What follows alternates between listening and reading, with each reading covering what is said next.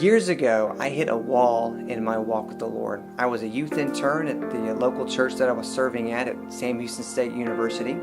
I was busy in ministry. I was having my quiet time and going to Bible studies, serving, doing everything I could possibly do. But there was one area of my life that I was not being obedient to the Lord in.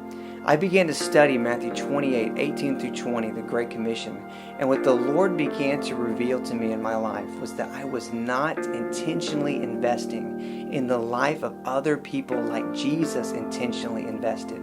I was not making disciples. So a radical thing happened in my life that summer and that fall. I began to simply find 3 to 5 young men, junior high guys, and I began to invest in them just like Jesus did. I had Bible studies with them, and we memorized Scripture, and we served together, and I really began to pray for them. And something happened to me. I thought I was investing in them, but something happened to me. I began to watch a new passion and a new desire for something that I've never seen happen before.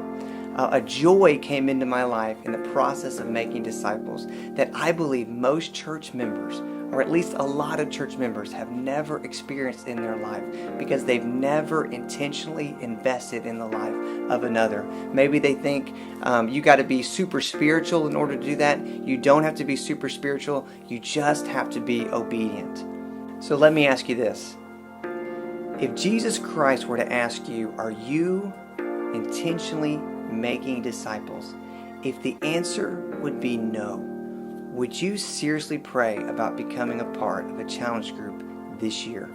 A challenge group is simply a small discipleship group that comes out of your Sunday school class or department. It consists of 3 to 5 members of the same gender. They meet at various times in various places. What happens in a challenge group is pretty simple.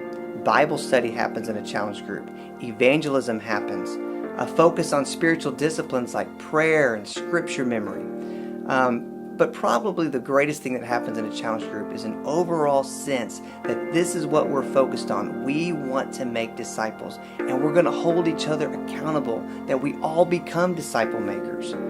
This year, would you pray about becoming a part of a challenge group?